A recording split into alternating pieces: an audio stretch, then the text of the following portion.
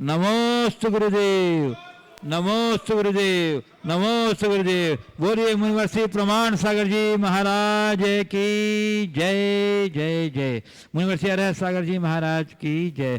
पूज्य गुरुदेव, अब मैं आपकी अनुमति से अपने दर्शकों को शंका समाधान की ओर लिए चलता हूँ। और प्रथम प्रश्न बीना मध्य प्रदेश से प्रोफेसर डॉक्टर अजित कुमार जैन पूछ रहे हैं गुरुदेव कि महाराज श्री वर्तमान समय मैनेजमेंट का है।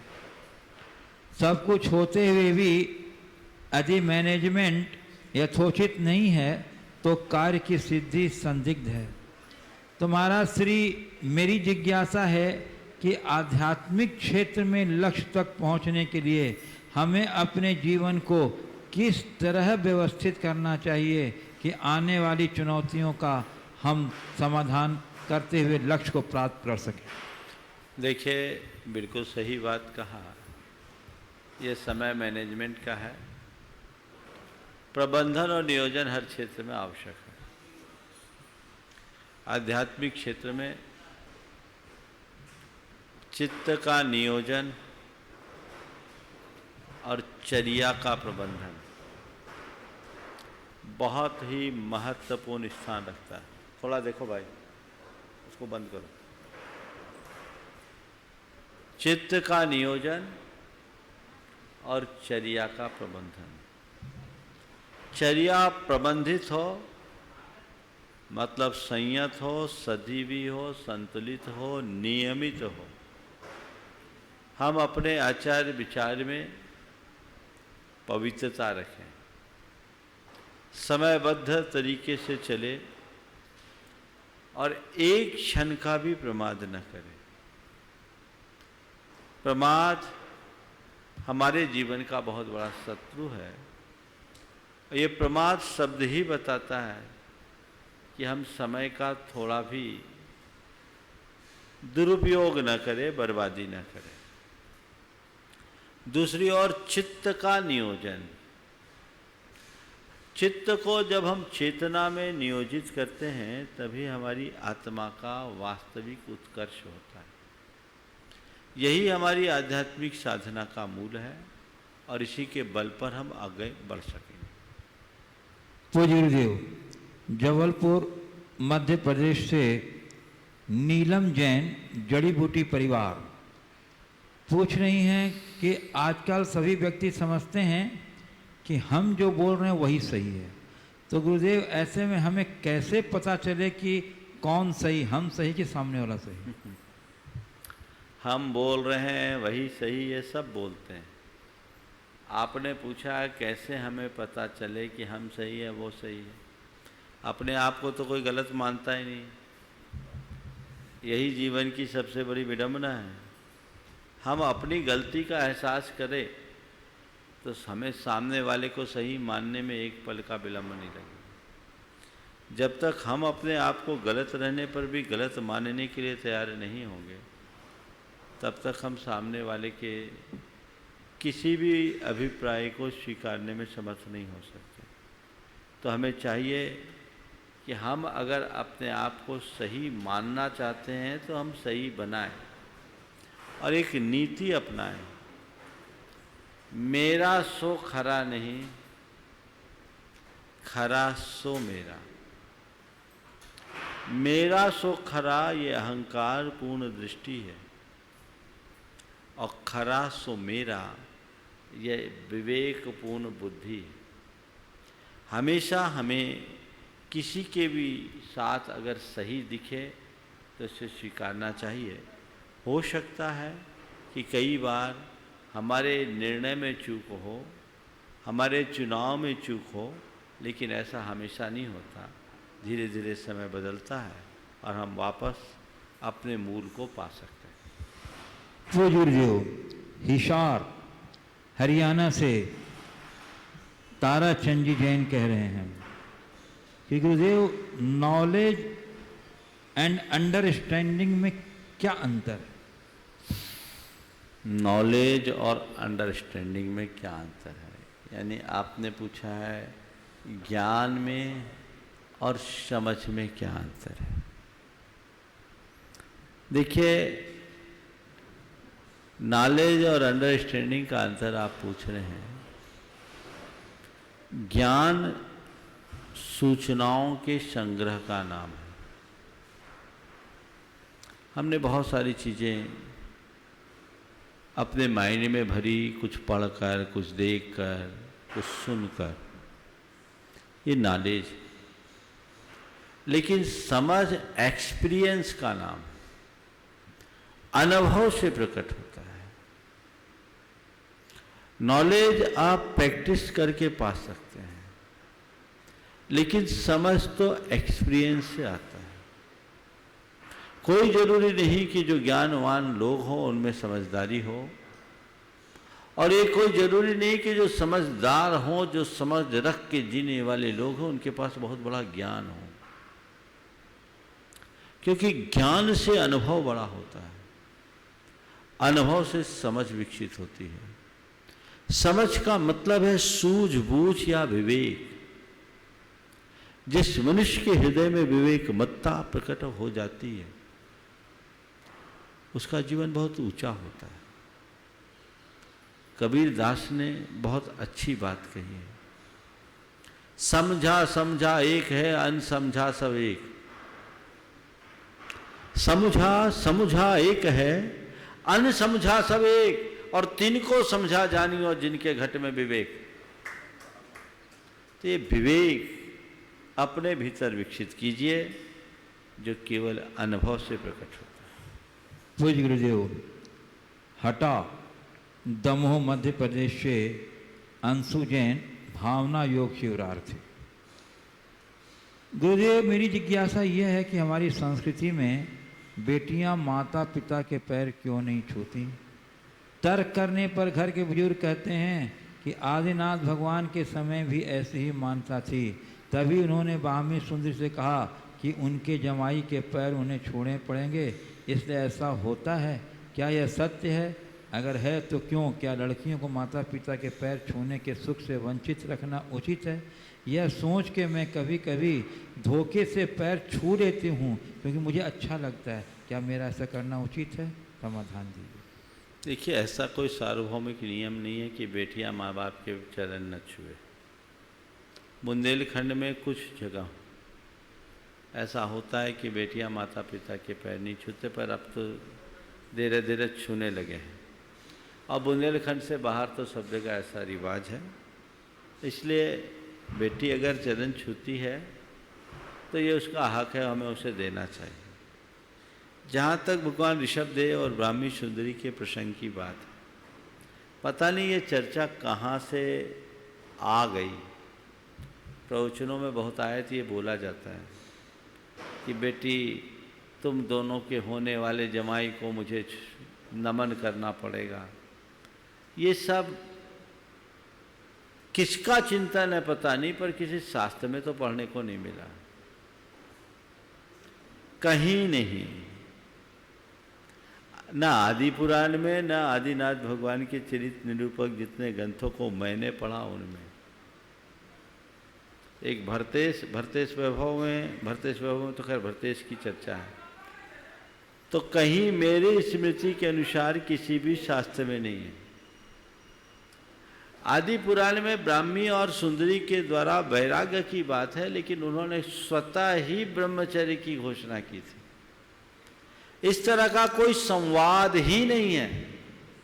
अब पंडित लोग पंच कल्याणकों में ऐसा दृश्य दिखाते हैं, कई साधु लोग भी ये अपने उपदेशों में बोल देते हैं, लेकिन इसका आधार कहीं नहीं है।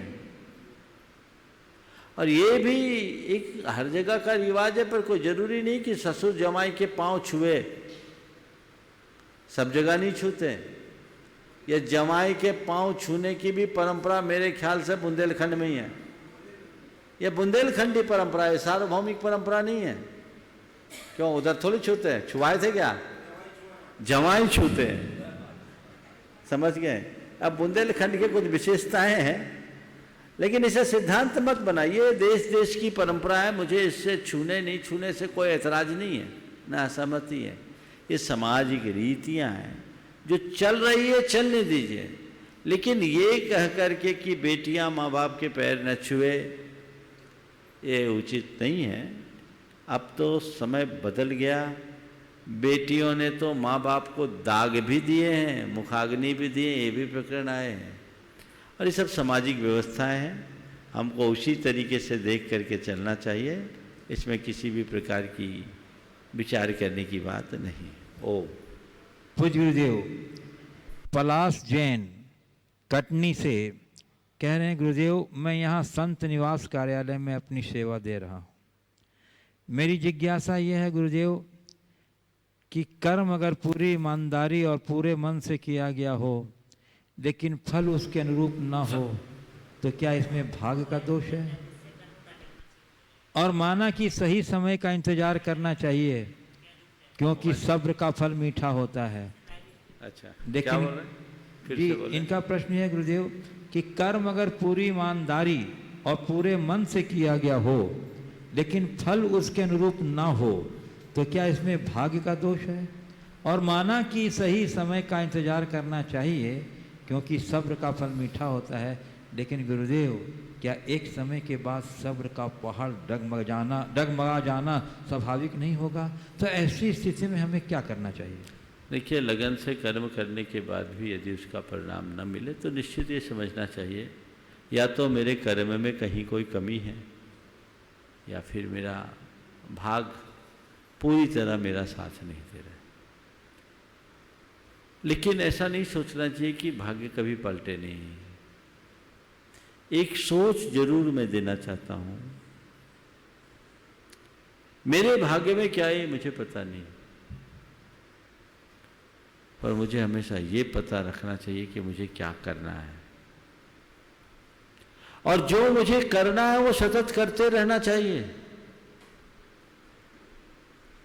आज नहीं तो कल हम निश्चित होंगे सफल। लगातार प्रयास करना चाहिए, हारने के बाद भी हार नहीं मानना चाहिए।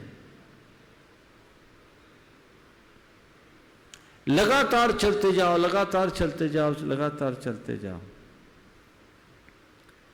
तब हम अपने जीवन में सफलता प्राप्त कर सकते हैं। इब्राहिम लोदी के बारे में कहते हैं, कितनी बार दिल्ली पर फतह किया? इब्राहिम लोदी था ना, 17 बार। इब्राहिम लोदी था ना, मोहम्मद गजनवी 17 बार। थोड़ा सोचो, जब जब वो युद्ध करने का मन लेकर आता होगा और हार करके लौटता होगा, क्या मुंह लेकर आता? कितनी परेशानी फेस की होगी उसने, कल्पना कर सकते हैं। एक बार हारा, पर हार नहीं माना, फिर से अपनी प्रजा को, अपने सभासदों को, अपने सैनिकों को, अपने परिजनों को फिर से जगाया, संगठित किया, उनका हौसला बढ़ाया। एक बार और गया, फिर हार गया, फिर एक बार और, फिर हार गया।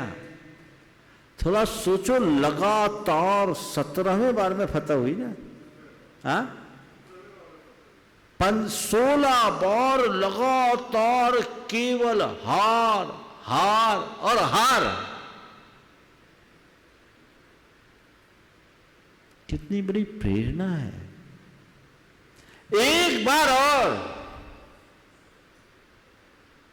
जब विफलता हो एक बार और,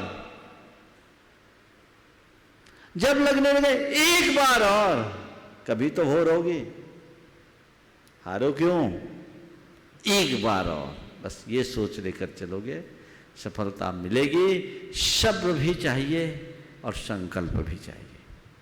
पूज्य गुरुदेव, कोटा राजस्थान से प्रीति जैन कह रही हैं, गुरुदेव यदि किसी की संतान न हो तो उसे संतान गोद लेना चाहिए या यथावत अपने जीवन जीना चाहिए? और यदि गोद लेना हो तो क्या लेना चाहिए, लड़का या लड़की? देखिए, शास्त्रों में ऐसा विधान है कि अगर संतान नहीं है तो आप दत्तक पुत्र ले सकते हैं। पुत्र लेने की जो व्यवस्था वो इसलिए कि वंश की संतति चले, और संतति को आगे बढ़ाने के लिए शास्त्रीय विधान तो पुत्र का है। अब आज अगर लेना हो तो किसको लें, तो मैं सलाह दूंगा एक को नहीं दो को लो, एक बेटा को ले लो, एक बेटी को ले लो, पूरा सुख मिल जाएगा, व्यवस्थाएं बनती रहेगी। मैं ये नहीं कह सकता कि आप पुत्र की जगह पुत्री को लो, क्योंकि शास्त्र में उसका निषेध है, पर मैं ये भी नहीं कहता कि केवल पुत्रों पर निर्भर रहो। आज तो अगर ज़रूरत पड़े तो मैं तो कहता हूँ तुम्हारा बेटा है और बेटी नहीं, और तुम्हें ऐसा लग रहा है कि कोई अपनी बेटी को अवांछित मानकर ऐसे ही छोड़ रहा है, तो उस बेटी को स्वीकार लो कि हम उसको आश्रय देंगे, लेकिन उसे असमय में नहीं जाने देंगे। स्वीकार करना चाहिए, सोच बड़ी ही रखनी होगी, तभी आगे बढ़ेंगे। भोपाल से प्रशांत मलैया, डिप्टी डायरेक्टर स्वास्थ्य विभाग भोपाल, कह रहे हैं, जीवन में जो प्राप्त नहीं होता उसकी टीस हमेशा क्यों रहती है, जबकि जीवन में बहुत कुछ दूसरा जो प्राप्त होता है उसके लिए ईश्वर को कभी धन्यवाद नहीं देते, ऐसा क्यों? यही तो मनुष्य की विशेषता है। शिकायत करना आता है, धन्यवाद देना सीखा ही नहीं। जिंदगी भर शिकायतें करता है, मांग करता है, भिखारी बना रहता है। अरे शिकायत की आदत छोड़ो, फरियादी मत बनो, भगवान के प्रति भी धन्यवाद प्रकट करने की कोशिश करो। अच्छा किया तो हमने, बुरा किया तो भगवान, हे भगवान ये कौन सा पाप हो गया, बाकी अच्छा किया मैंने, बड़ी मेहनत करके किया है। कितना विपरीत दृष्टिकोण है, ये दृष्टिकोण बदलना चाहिए। गुरुदेव, दिल्ली से दीप्ति जैन कह रही हैं, और इन्हीं के आशय का प्रश्न शैलेजा गंगवाल, चुराई छिंदवाड़ा, उनका भी है। प्रश्न यह है गुरुदेव इनका कि ये 10 लक्षण जी में अगर पहले से ही सूतक पातक लगा हो तो क्या हम PDF खोलकर पूजा विधान पढ़ सकते हैं? देखिए, जब तक सूतक की अवधि है आप खुद PDF ना खोलें, किसी दूसरे से खुलवा करके आप दूर से पढ़ सकते हैं, पर उसे स्पर्श करना उचित नहीं। गुरुदेव, अंजड़ जिला बड़वानी मध्य प्रदेश से अंतिम मनीषा जैन कह रही हैं कि गुरुदेव, प्रेम बचपन में मुफ्त मिलता है, जवानी में कमाना पड़ता है और बुढ़ापे में मांगना पड़ता है। तो महाराज जी, जब बुढ़ापा बचपन का पुनरागमन ही है तो प्रेम या वास्तव के मिलने में ये विरोधाभास क्यों? बचपन में प्रेम स्वयं मिलता है, जमा मुफ्त मिलता है, जवानी में कमाना पड़ता है और बुढ़ापे में मांगना पड़ता है। पूछा है, जब बुढ़ापा बचपन का ही पुनरावर्तन ही है तो फिर बुढ़ापे में मांगने की क्या बात, हमें मुफ्त में मिलनी चाहिए। बात तो सही है, लेकिन एक बड़ी वजह है, बचपन में जो प्रेम हमें मुफ्त से मिलता है उसकी केवल एक ही वजह है कि उस समय हमारे मन में कपट नहीं होता। जो कपट मुक्त होता है उस पर सभी प्रेम बरसाते हैं।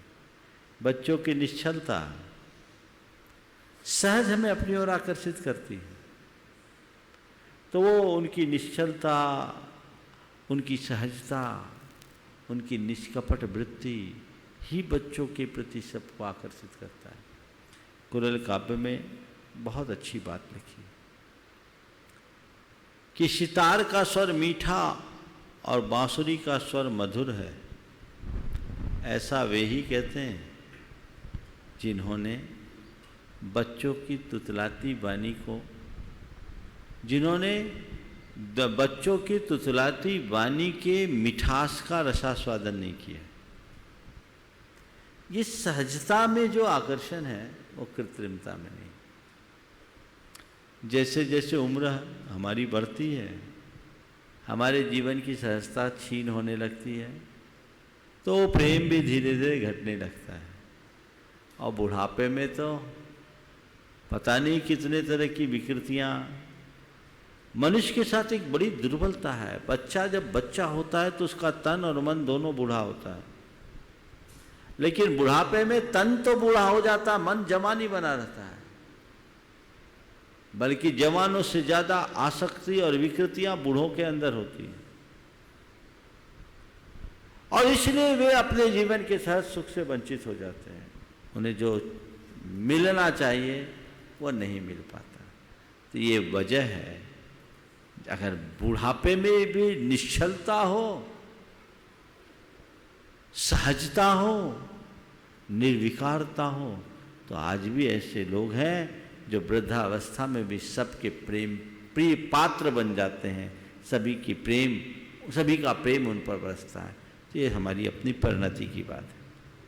पूज्य गुरुदेव, अलवर राजस्थान से सिद्धि जैन कह रहे हैं, गुरुदेव मेरी अंतर चेष्टा में विगत दिनों से वीतरागता का भाव प्रकट हो रहा है, परंतु मैं कोरोना के खत्म होने का इंतज़ार करूं या फिर गुरुवर अभी किसी जैन गुरु की शरण में जाकर अपने जीवन को निर्माण पथ पर अग्रसर करूं, क्योंकि गुरुवर मेरी अंतरात्मा और मन को अब केवल भगवान की शरण भाती है, उसके अलावा और किसी भी अन्य गतिविधि में अच्छा अनुभव नहीं होता है। तो गुरुदेव मैं क्या करूं, मार्गदर्शन दें। बहुत अच्छी बात है।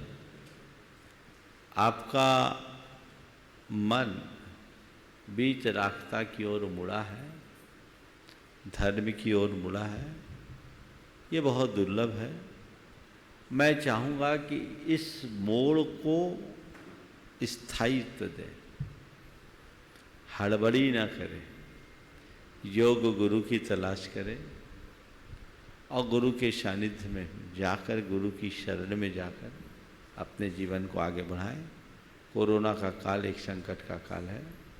इस संकट के काल में यदि आप थोड़े दिन इंतजार भी कर सको तो कोई बुराई नहीं है। पर मैं इतना कहूँगा, वैराग्य के पथ पर केवल ऊपरी प्रेरणा से आगे मत बढ़ना। आगे तभी बढ़ना जब वह अंतःस्पर्शी वैराग्य हो। बाहर की परिस्थितियों और प्रसंग से उत्प्रेरित होकर कई लोग अपनी मानसिक तितिक्षा को ही वैराग्य मानने का भ्रम पाल लेते हैं। वैराग्य न तो क्रिया है न प्रतिक्रिया, वैराग्य अक्रिया है। क्रिया और प्रतिक्रिया से उपरत होकर अक्रिया में जीना, जीवन के स्वभाव और स्वरूप को जानकर उसमें रमने की आंतरिक ललक का नाम ही सच्चा वैराग्य है। एक बार जग जाए तो सबके बीच रहते हुए भी स्वयं में रमने का मजा आता है। वो भाव दशा अपनी बनानी चाहिए और तभी हम अपने जीवन को आगे बढ़ा सकेंगे।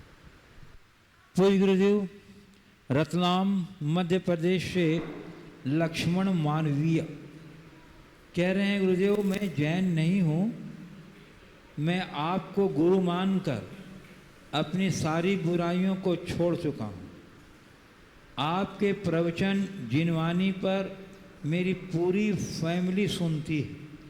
आपके प्रवचनों से मुझ पर बहुत गहरा प्रभाव हुआ है। मेरी लाइफ सुधरने के लिए आपको कोटिशः नमन।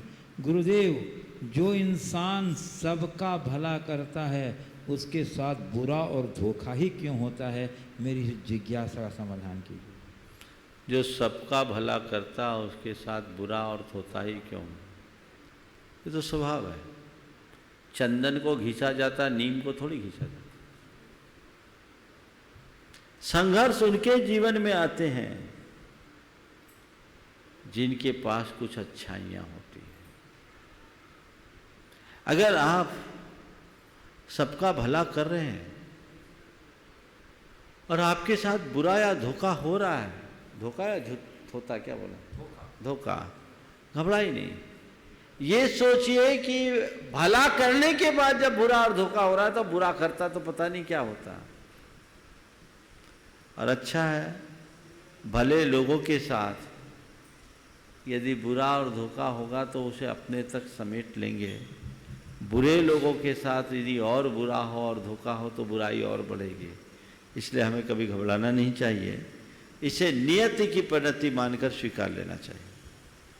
पूज्य गुरुदेव, गोपालगंज सागर से राजेश जैन आरआई कह रहे हैं, गुरुदेव अड़चन, अड़ंगा, विघ्न और बाधा, ये चारों अलग अलग होते हुए भी एकार्थवाची से भासते हैं, किंतु इनकी प्रभावशीलता अलग अलग दिखती है। यथार्थ क्या है, कृपया समझाएं। अड़चन, अड़ंगा, विघ्न और बाधा निश्चित एक ही परिवार के सदस्य हैं, लेकिन हर शब्द की अपनी अलग अलग तासीर होती है। जैसे खाना, भोजन करना, खाना खाना, भोजन करना और आहार लेना, तीनों शब्द एक ही क्रिया के द्योतक है ना, लेकिन तीनों की तासीर अलग है, तीनों में अंतर्निहित भावना अलग है। खाना खाया जाता है, भोजन किया जाता है और आहार लिया जाता है। खाना अव्रती का होता है, भोजन व्रती करता है, उसमें सात्विकता है, और आहार महाव्रती लेता है। खाने में तड़क भड़क है, भोजन करने में अपनी रुचि के अनुरूप चॉइस तो है, लेकिन तड़क भड़क नहीं, तामसिकता का वहाँ कोई स्थान नहीं, सात्विकता है। पर आहार लेने में सात्विकता तो है, पर खुद का कोई चुनाव नहीं, कोई चॉइस नहीं, जो आ जाए सुन लो। अब बताओ, आप लोग खाना खाते हो कि आहार लेते हो कि भोजन करते हो? समझ गए ना? तो ये तीनों में अंतर है। इसी तरह आपने अड़चन, अड़ंगा, विघ्न और बाधा, सामान्यतया शब्द एक से हैं, लेकिन इनके अर्थ में अंतर प्रकट होता है। अड़चन अल्पकालिक रुकावट का नाम है। किसी कार्य में हम कर रहे हैं, अल्पकालिक रुकावट हुई, थोड़ी सी अड़चन आ गई। अड़ंगा प्रायः लगाया जाता है। अड़ंगा का मतलब है उसने अड़ंगा लगा दिया, यानी गतिरोध पैदा किया गया, ये जनरेटेड है। विघ्न और बाधा, विघ्न एक अंतराय का काम है जो हमारे पूरे कार्य को बिगाड़ देता है। कभी कभी विघ्न आ गया, सारा काम हो गया। तो विघ्न कभी कभी पूरे बने बनाए कार्य को बिगाड़ देता है। और बाधा, बाधा भी एक प्रकार की रुकावट है। विघ्न आने के बाद उसका निवारित होना कठिन होता है, वो हमारे कार्य को पूरी तरह प्रभावित करता है। लेकिन बाधा उपस्थित होती है, थोड़े दिन के लिए टाल दी जाती है। जैसे आज के इस प्रसारण में, पारस चैनल में थोड़ी अड़चन थी, उनकी मशीन खराब थी। मैं भी सभी श्रोताओं से कहता हूँ, अगर ये गड़बड़ हो जाए तो यूट्यूब खोल दिया करो, भरोसे का है, उसमें कोई चिंता की बात नहीं है, वहाँ कोई बाधा नहीं है। हाँ, कभी कभी उसमें विघ्न आ जाता है, बाधा नहीं होती, निर्बाध चलता है, लेकिन कभी कभी विघ्न कब आता है? जब नेटवर्क की समस्या होती। तो ये चीज़ें हैं।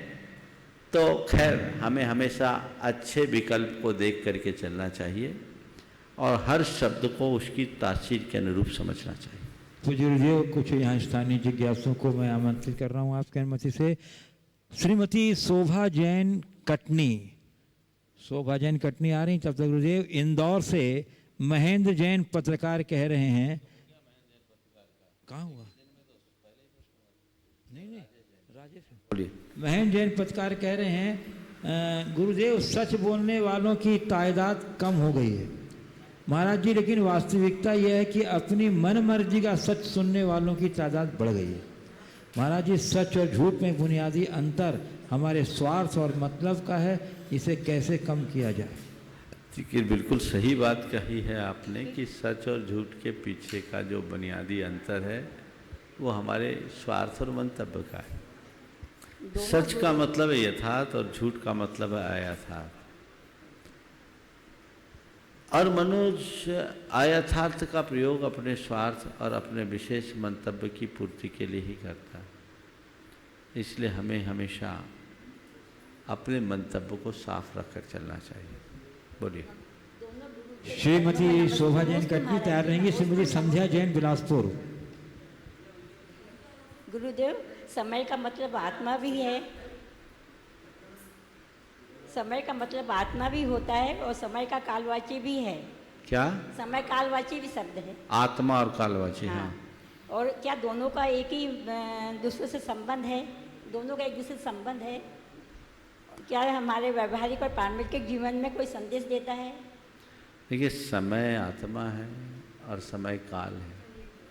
काल की सूक्ष्मतम इकाई, और भी कुछ है, काल की सूक्ष्मतम इकाई का नाम समय। और जब हम वर्तमान में पूरी तरह स्थिर हो जाते हैं तभी आत्मा में डूब पाते हैं। तो समय में ठहर जाना समय को पाना है और समय को जीतना भी। मेरे आशय को समझिए, आत्मा में डूबना है, समय में ठहर जाओ। पूर्णतः वर्तमान कालिक एक समय की परिणति का अनुभवन। जो समय में ठहर गए वो समय को पा गए, आत्मा को पा गए, और उन्होंने समय को जीत लिया, यानी काल को जीत लिया, या यूं कहूं समय को बांध भी दिया, जीवन को पार उतार लिया। श्रीमती संध्या जैन बिलासपुर, उसको बाद तैयार रहेंगी कुमारी मानसी तारा देही। मुनिदेव के चरणों में मेरा और समस्त बिलासपुर समाज का नमोस्तु नमोस्तु। हे मुनिवर, हम अपने गुणस्थान के बारे में कैसे जान सकते हैं? क्योंकि बाह्य क्रिया तो दिखती है परंतु अंतरंग के परिणाम। हे मुनिवर, हाँ, बाहरी क्रिया दिखती है, अंतरंग के परिणाम नहीं दिखते हैं। कैसे जाने गुणस्थान? देखिए, गुणस्थान तो हमारा विषय भी नहीं, हम गुणस्थान को जानने की कोशिश भी न करें, अपने गुणों को जानने का ख्याल रखें। मेरे अंदर गुणस्थानोचित गुण है या नहीं, और मेरी चर्या और क्रिया गुणस्थानोचित है या नहीं, इतना मेरे हाथ में है, बाकी तो परमात्मा जाने। पर गुरुवर, हम कैसे जाने कि हम सम्यक दृष्टि हैं? बस अपने आप को सम्यक्तोचित क्रियाओं से जोड़ो और सम्यक दृष्टि मानो, और ध्यान रखो कि मिथ्यात्व संबंधी कोई क्रिया और भाव हमारे अंतरंग में प्रकट न हो पाए। कुमारी मानसी तारा देही, और उसके बाद तैयार रहेंगी श्री संतोष जी मालगुजार कटनी, अध्यक्ष दिगंबर जैन पंचायत कटनी। गुरुवर के चरणों में त्रैवार नमोस्तु। महाराज जी, ये शंका थोड़ी काउंटर इंटुएटिव लग सकती है। क्या? फिर से बोलो। महाराज जी, ये शंका थोड़ी काउंटर इंटुएटिव लग सकती है। मैं BA-LLB कर रही हूँ महाराज जी, ये मेरा तीसरा वर्ष चल रहा है। तो इन 3 वर्षों के दरमियान में बहुत सारे कानूनों का मैंने अध्ययन किया है, जिनमें से CRPC, IPC, CPC और कई प्रकार के विभिन्न अपराधों के बारे में पढ़ा है, उनके इमर्जेंस के बारे में और उनकी प्रवृत्तियों के बारे में और उनके इन्वेस्टिगेशन के बारे में पढ़ा है। तो इन चीज़ों ने मेरे पर्सनल लाइफ में बहुत इम्पेक्ट किया है और मेरी धारणा बन चुकी है कि मुझे लोगों पर जल्दी विश्वास नहीं होता और जब भी कोई सत्य मेरे सामने प्रकट करता है तो मुझे ऐसा लगता है कि इनको एविडेंस देना चाहिए मुझे और मुझे सस्पिशंस भी बहुत सारे रहते हैं, हर चीज़ में शक होता है। तो महाराज जी, प्रोफेशनलिज्म और पर्सनलिज्म इन दोनों चीज़ों को कैसे अलग रखा जाए जबकि हम लॉ जैसी फील्ड में हों, ये मेरी शंका है गुरुजी। देखिए, बिल्कुल बहुत ही गंभीर सवाल आपने पूछा। देखिए, कुछ चीज़ें ऐसी होती है जो सिद्धांततः अलग होती है और व्यवहार में अलग होती है। आपने जो पढ़ा है वो आपके प्रोफेशनल जीवन के लिए बहुत उपयोगी है और उनका प्रयोग आपको अपने जीवन पर्यंत करना भी है, लेकिन जिस तरह के परिणाम आपके अंदर आ गए ये आपके लिए बहुत दुविधा देंगे और इससे आप अपने निजता को खो देंगे, आपके निजी जीवन में बड़ी अशांति होगी। आपने पूछा है कि प्रोफेशनलिज्म और पर्सनलिज्म के बीच तालमेल कैसे बनाएं। हमेशा एक बात को ध्यान में रखें कि प्रोफेशन मेरे जीविका का जरिया है जिसे मैंने जीवन के लिए अपनाया है। जीविका जीवन से ऊपर नहीं है, जीवन जीविका से ऊपर है। हम जीवन के लिए जीविका कर रहे हैं, जीविका के लिए जीवन नहीं। ज़्यादा बुद्धि जब मनुष्य के मन में हावी हो जाती है तो इस तरह की विकृतियां प्रकट होने लगती हैं। बुद्धि के साथ थोड़ा भावनात्मक जुड़ाव रखने का भी प्रयास करें। अगर आप भावनामूलक जीवन जीना शुरू कर लेंगे तो ये जो चीज़ें हैं वो अपने ऊपर उतनी हावी नहीं होगी और हर किसी पर शक करना ठीक नहीं है। हमें ये देखना चाहिए कि हम सामने वाले को बुरा कह रहे हैं, ठीक है, क्या हम पूरी तरह सही हैं? एक बार एक सज्जन एक व्यक्ति को ले आए मेरे पास। वो काम करता था, एक सेवक था। महाराज, इसने झूठ बोला है, ये झूठ बोलता है। हमने कहा ठीक है भैया, तुम्हारा रोष वाजिब है, इसने झूठ बोला, पर ईमानदारी से तुम बताओ, तुमने कभी झूठ नहीं बोला क्या? तुम भी तो झूठ बोले हो। तो जो मानवीय दुर्बलताएं हैं उससे हर कोई किसी न किसी रूप में प्रभावित होता है। हमें कुछ चीजों को नजरअंदाज करने का अभ्यास बढ़ाना चाहिए। यदि उसमें हम सफलीभूत होते हैं तब वो हमारे जीवन के लिए बहुत अच्छा होता है और यदि हम नजरअंदाज नहीं करेंगे तो जीवन में ठीक नहीं होगा। तो ये समझो कि जितनी भी मेरे पेशे से जुड़ी हुई बातें हैं वो वहीं तक सीमित हो। जब हम घर में आ जाए, आगे चल के वकील बनोगी ना जी, जुडिशरी एग्जाम का सोचा है। बहुत अच्छा। मान लो उस क्षेत्र में जाओ तो जब तक अपने दफ्तर में हो तब तक वो रहना, घर लौटाओ तो एक इंसान के रूप में जीना, तभी जीवन सुरक्षित होगा। श्री संतोष जी मालगुजार कटनी, दिगंबर जैन पंचायत अध्यक्ष कटनी, और उसके तैयार रहेंगे श्री मुन्ना जी पहाड़िया कोलकाता।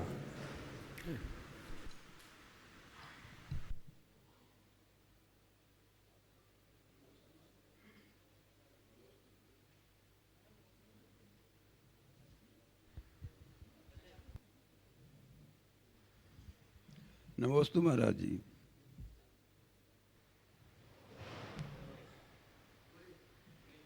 प्राय लोग बहाना, थोड़ा सा साइड हो जाओ, थोड़ा सा साइड। हाँ हाँ, बोलो। हाँ, प्राय लोग बहाना बनाना अच्छा नहीं समझते, परंतु कई बार मुश्किलों में बहाना बनाना कारगर से ही हो जाता है। गुरुदेव, कहाँ बहाना बनाना चाहिए और कहाँ नहीं? आपको सलाह दूं? आपकी उम्र में बहाना बनाना ठीक नहीं, आपको तो बहाना खोजना चाहिए। समझिए, बहाना बनाना, उसकी जगह बहाना खोजना चाहिए। किसका? दो तरह के लोग होते हैं। कुछ लोग हैं अच्छे कार्य का निमित्त आए तो बहाना बना देते टालने के लिए। मैं कहता हूं अच्छा कार्य आए तो बहाना मत बनाओ, हर पल अच्छा कार्य करने का बहाना खोजो। कोई मौका मिले छोड़ना नहीं। और जिनको बहाना बनाने में मजा आता है ना, बहाना बनाओ, जी भर कर बनाओ। कब? जब कोई बुरा कार्य करने का मौका आए तब। तो जब जब बुरा कार्य करने का मौका आए आप बहाना बनाओ, और अच्छा कार्य करते समय बहाना बनाओ मत, अच्छा कार्य करने का बहाना खोजो। नमस्ते। श्री मुन्ना जी पहाड़िया, कोलकाता।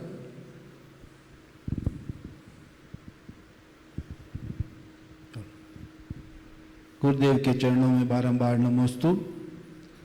गुरुदेव, हमारे एक व्यापारी हैं, बेंगलोर रहते हैं, वो आपका शंका समाधान प्रतिदिन सुनते हैं। उनका नाम है शांतिलाल जी नाहर, ओसवाल समाज से। उनके व्रत भी चल रहे हैं। उन्होंने आपको बारंबार नमोस्तु भी कहा है और आशीर्वाद भी मांगा है। उनका क्वेश्चन ये है कि श्वेतांबर समाज में पर्युषण 8 दिन के और दिगंबर समाज में 10 दिन के क्यों होते हैं? देखिए, श्वेतांबर समाज में 8 दिन के और दिगंबर समाज में 10 दिन के क्यों, मैं तो मानता हूँ जैन समाज में 10 लक्षण या पर्युषण 18 दिन के होते हैं। ये बहुत अच्छी बात। अब रहा सवाल 8 दिन और 10 दिन का। ये एक परंपरा है। हम पर्युषण पर्व का संबंध युग के आरंभ से मानते हैं। इसका संबंध युगारंभ से है। 7-7 दिन की 7 सुवृष्टियां हुई जब सुकाल आया, और वह सुवृष्टियां प्रारंभ होती है सावनवदी एकम से लेकर भादोवदी चौथ तक।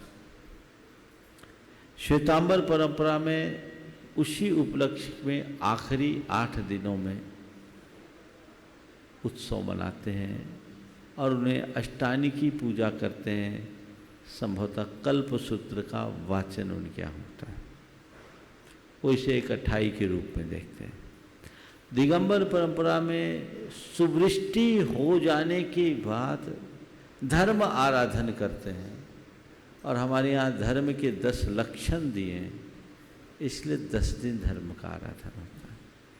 तो धर्म के 10 लक्षण हैं, तो हम हर लक्षण की एक एक दिन की आराधना के हिसाब से 10 दिन मानते हैं। तो ये अलग अलग परंपराएं हैं। अब ऐसा क्यों है, इसका उत्तर मेरे पास नहीं। वो कल्पसूत्र की वाचना 8 दिन में हो जाती है, इसलिए 8 दिन है।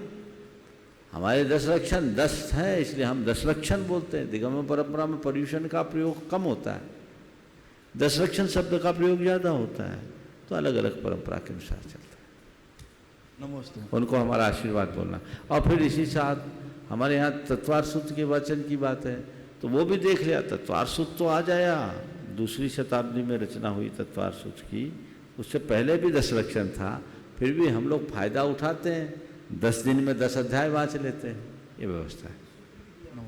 तो जी गुरुदेव, कुछ ऑनलाइन जिज्ञासुओं का प्रश्न उपस्थित करना चाहता हूँ। दिल्ली से विनोद नाहटा कह रहे हैं, गुरुदेव अरहंत व सिद्ध लोग मोक्ष प्राप्त करने के बाद सिर्फ सिद्धाचल क्षेत्र में ही विचरते रहते हैं। वो जन्म मरण की साइकिल से मुक्त प्राप्त करने के बाद आखिर करते क्या हैं? क्या वो हमारे लोक में आ जा सकते हैं? और अगर नहीं तो क्या एक तरह से सिद्ध शिला उनके लिए जेल नहीं है? हम मोक्ष पाकर आखिर करेंगे क्या? बहुत सुंदर। इस साइकिल से छुटकारा और एयर और सिद्ध शिला के दुख क्या करें? देखो, अगर हम इस दृष्टि से देखते हैं ना, तो सच्चे अर्थों में हम सिद्धों से ज़्यादा अच्छे हैं। वो तो जेल में है, हम मुक्त हैं। लेकिन ये कहने की बातें हैं, हम में और उनमें बड़ा अंतर है। हम कर्म से प्रभावित हैं, कर्म से पीड़ित हैं। हमारे यहाँ, हमारे हृदय में इच्छा है, और उसी इच्छा से प्रेरित होकर हम इष्टानिष्ट संकल्प विकल्प करते हैं, जिससे हमें कभी सुख कभी दुख की अनुभूति होती। मुक्ति हो जाने के बाद हम इन सब से ऊपर उठ जाते हैं, सुख दुख की सीमा से ऊपर उठ जाते हैं, इन सब से परिमुक्त हो जाते हैं। और इनसे मुक्त हो जाने के परिणाम स्वरूप वहाँ जाने के बाद कोई इच्छा ही नहीं रहती, शरीर ही नहीं है, केवल ज्ञानमय अनुभूति है, परम स्थिरता, लोक के अग्रभाग में स्थिर हो जाना। आपने कहा वो जेल है, अरे जेल की अनुभूति तो उन्हें हो जो बंधन में है। जेल में कैदी भी रहता है और जेलर भी रहता है, दोनों जेल में रहता है। क्या दोनों की अनुभूति एक समान होती है? पर सिद्ध आत्मा तो कृतकृत्य है, वे ज्ञाता और दृष्टा हैं, जिनके अंदर में इच्छा राग द्वेष मूलक कोई विकार ही शेष नहीं है। उन्हें क्या अनुभूति होगी? वो सहज अनुभूति है। वो आवागमन के चक्र से हमेशा हमेशा को मुक्त हो गए। वही मुक्ति उनके जीवन की परम उपलब्धि है। पूज्य गुरुदेव, जयपुर राजस्थान से अनिल कुमार शाह कह रहे हैं, गुरुदेव मैं ये जानना चाहता हूँ कि वह सामान्य व्यक्ति जो शिविर के हिसाब से पंजीयन नहीं करा पा रहा है, उन्हें इस 10 दिनों में क्या क्या धर्म लाभ मिल सकता है? देखिए, धर्म लाभ तो जिसको जितना लेना ले सकते हैं। आप इन सारे कार्यक्रमों में जितनी भागीदारी दे सके ले। कोई ज़रूरी नहीं कि केवल जो शिविर के रूप में सम्मिलित हुए हैं, हजारों लोग हुए हैं, वे ही इसका लाभ लें।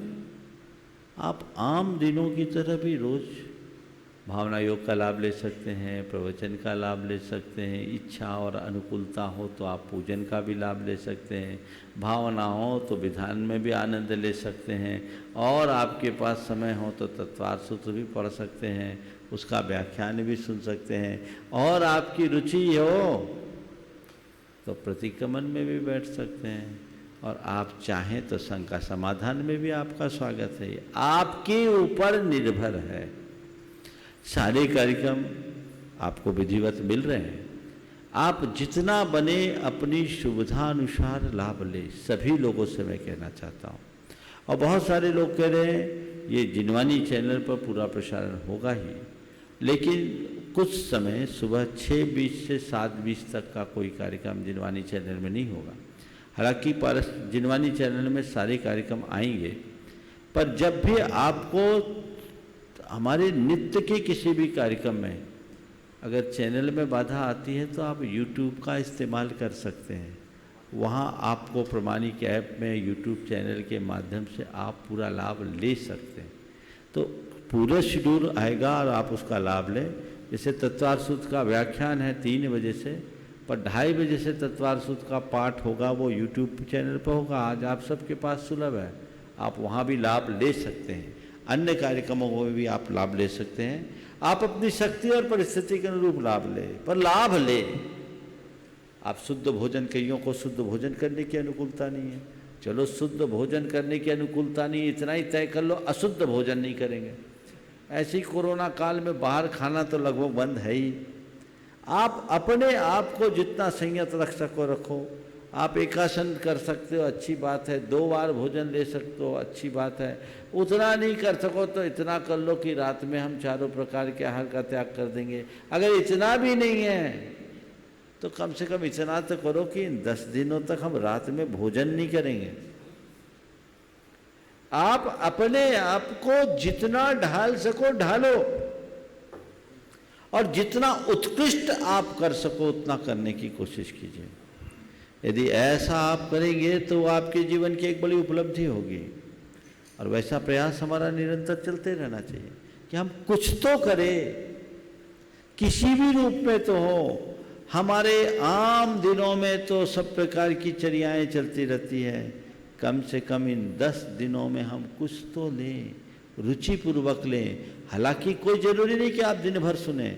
मैं सभी लोगों से कहता हूँ जो बहुत व्यस्त लोग हैं, जिनके अन्य भी कार्य हैं, वे कुछ ना कर सके, केवल सुबह का भावना योग, थोड़ा अपना सूरज जल्दी उगा लें, सुबह का भावना योग और प्रवचन को जरूर अटेंड करें। इससे आपको वो प्रेरणा मिलेगी और वह प्रेरणा आपके जीवन के लिए एक बहुत बड़ी उपलब्धि होगी। ऐसा प्रयास आप सबको करना चाहिए। बहुत भाव भक्ति के साथ आपको आनंद आएगा। इस विषम स्थिति में आप अपने जीवन का सच्चा रस लेना चाहते हैं तो ये अभूतपूर्व अवसर आप सबको प्राप्त हुआ है, लीजिए। बाकी तो अवसर निकलते देर नहीं लगती। अब तो बस कल के दिन का अंतराल है, परसों की सुबह का सूरज हमारे अंदर एक अलग उत्साह और उमंग लेकर के प्रकट होगा। उस उत्साह को हम लें और कल शंका समाधान में बाकी चर्चाएं आप सबसे कर दी जाएगी। आप इसी भाव भूमिका के साथ आगे बढ़े और कल सबको संकल्प कराए। आज संकल्प कराया ही था और जो लोग लेना चाहें कल प्रातः काल पुनः संकल्पित कराया जाएगा, ताकि आपको बीच में कोई व्यवधान ना आ सके। समय आप सबका हो गया, यही पर विराम। बोलिए परम पूज्य आचार्य गुरुवर श्री विद्यासागर जी महाराज।